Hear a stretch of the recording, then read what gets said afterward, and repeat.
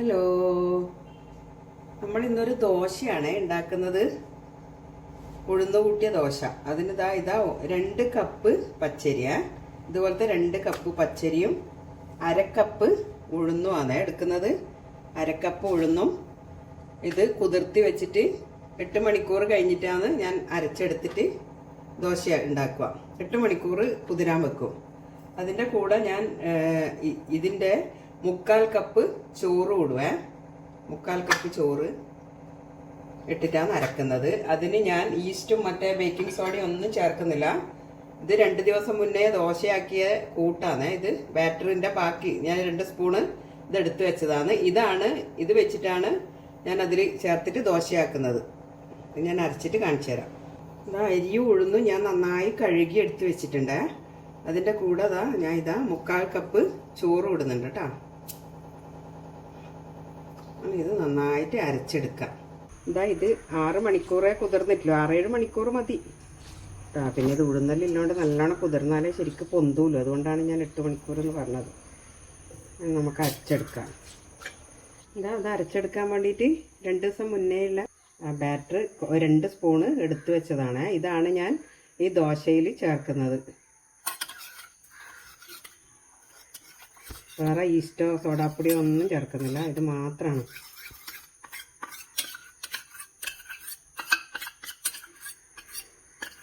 ലേശം വെള്ളവും കൂടി ഒഴിച്ചിട്ട് നമുക്ക് അരച്ചെടുക്കാം. ലേശം വെള്ളം ഒഴിക്കാം.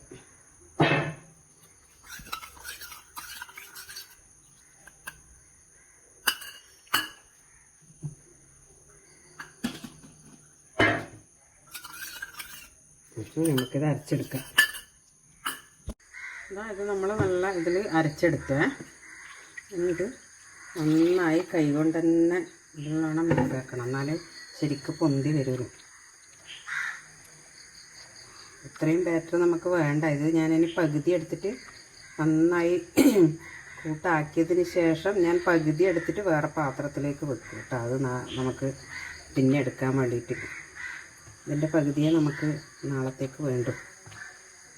നന്നായിട്ടിങ്ങനെ കൈ കൊണ്ട് തന്നെ ഇതാക്കണം. എന്നാലേ നല്ല ശരിക്ക് പൊങ്ങി വരുമല്ലോ.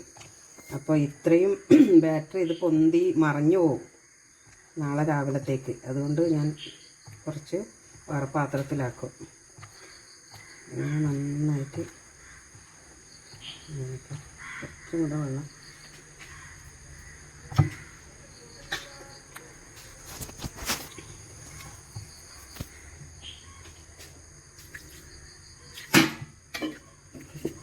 വെള്ളം ഒഴിക്കും.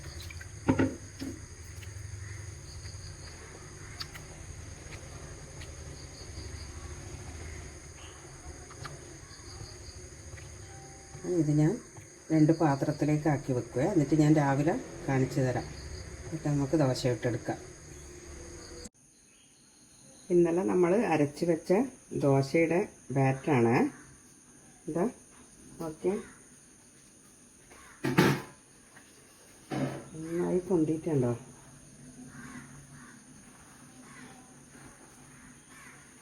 ഇതിലേക്ക് ഉപ്പിട്ടില്ല. നമുക്ക് ഉപ്പിടാം. ഉപ്പിട്ടിട്ട് ദോശ ചുട്ടെടുക്കാം. പൊടിയുണ്ട്.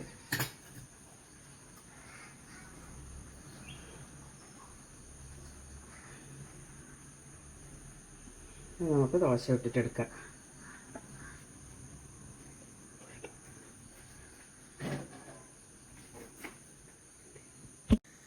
അതിന് വേണ്ടി നമ്മളൊരു ചട്നി ഉണ്ടാക്കുന്നുണ്ട്.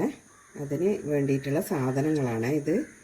3 പച്ചമുളക്, ഒരു ലേശം ഒരു 2-3 ഇല മിൻറ്റ് പുതിന, പിന്നെ മല്ലിയില, 3 ചെറിയ ഉള്ളി, ഒരു കഷ്ണം ഇഞ്ചി, ഒരു കഷ്ണം പുളി, ലേശം പുളി, പിന്നെ 2-3 കറിവേപ്പില, 3 വെളുത്തുള്ളി, ചെറിയതാണ് 3 വെളുത്തുള്ളി, പിന്നെ പാകത്തിനുള്ള ഉപ്പ്. ഇതിൻ്റെ കൂടെ വേറെ വേണ്ടുന്നത് ഇതാണ് പീനട്ട്, നിലക്കടല 3 ടേബിൾ സ്പൂണാണ്. 3 ടേബിൾ സ്പൂണ് നിലക്കടലയും 2.5 ടേബിൾ സ്പൂണ് പൊട്ടുകടലയാണ് എടുക്കുന്നത്. അതിന് ഒരിത്തിരി കായപ്പൊടിയും ഉപയോഗിക്കും. പിന്നെ ഇത് വറുത്തിടേണ്ട സാധനങ്ങളാണ്. കടുക്, ഉഴുന്നുപരിപ്പ്, ഉണക്കമുളക്, കറിവേപ്പില. നമുക്കിനി ഇത് അരക്കാം ചട്നീൻ്റെത്. നമുക്കിനി അരച്ചെടുക്കാം. ആദ്യം ഇത് സവാളയും പച്ചമുളക് ഇഞ്ചി ഇതെല്ലാം ഒന്ന് അരച്ചതിന് ശേഷമാണ് ഞാൻ ഇത് കടല ഇടുന്നത് കേട്ടോ. ഇതൊന്ന് നമുക്ക് ഇടിച്ചെടുക്കാം.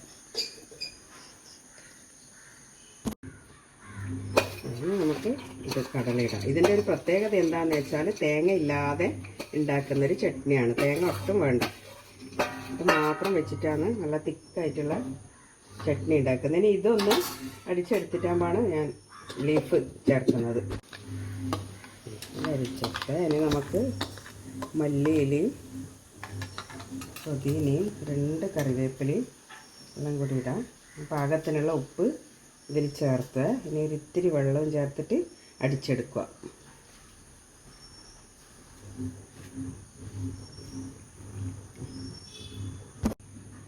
ഇത് നമ്മുടെ ചട്നി അരച്ചെടുക്കുക.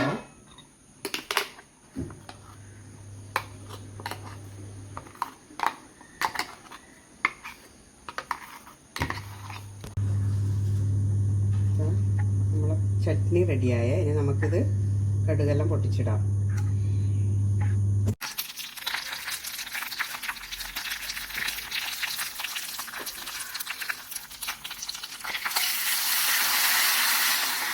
ഞാൻ കായപ്പൊടിയും മുകളിലേക്കിട്ട് പിന്നെ 2 കടലയും ഞാൻ റോസ്റ്റ് ചെയ്തിട്ടാണ് അരച്ചത് കേട്ടോ. പിന്നെ ചെറിയുള്ളി പച്ചമുളകെല്ലാം എണ്ണയിൽ വാട്ടിയിട്ട് ഉപയോഗിക്കുക. പക്ഷെ അത്രക്കത്ര എണ്ണ കുറയുമല്ലോ, അത്രയൊന്നും. അതുകൊണ്ടാണ് ഞാൻ അത് എണ്ണയിലാക്കാണ്ട് ഇങ്ങനെ തന്നെ ആക്കിയത്. നല്ല ടേസ്റ്റാണ് ഇത്. ഇതുപോലെ ഉണ്ടാക്കിയിട്ടില്ലെങ്കിൽ ഒന്ന് ഉണ്ടാക്കി നോക്ക്. തേങ്ങ ഇല്ലാത്തവർക്കെല്ലാം നല്ല ഇതാണ്. തേങ്ങ ഇല്ലാണ്ട് ഉണ്ടാക്കാൻ പറ്റുന്ന നല്ല അടിപൊളി ഹെൽത്തി ചട്നിയാണ്. ഓക്കെ, ഇനി നമുക്ക് ദോശ ഇട്ടെടുക്കാം. ദോശ ഇട്ടെടുക്കാം. ദോശ ചുട്ടെടുക്കുക. നമുക്ക്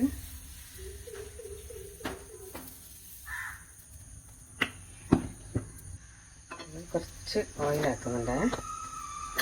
നല്ല മൊരിഞ്ഞ ദോശ റെഡി. മൊരിഞ്ഞ ദോശ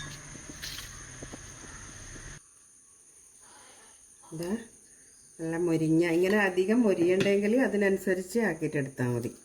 നല്ല അടിപൊളി ദോശ റെഡിയായി. നല്ല ടേസ്റ്റാണ് ഈ ചട്നിയും കൂട്ടിയിട്ട് കഴിക്കാൻ വേണ്ടിയിട്ട്.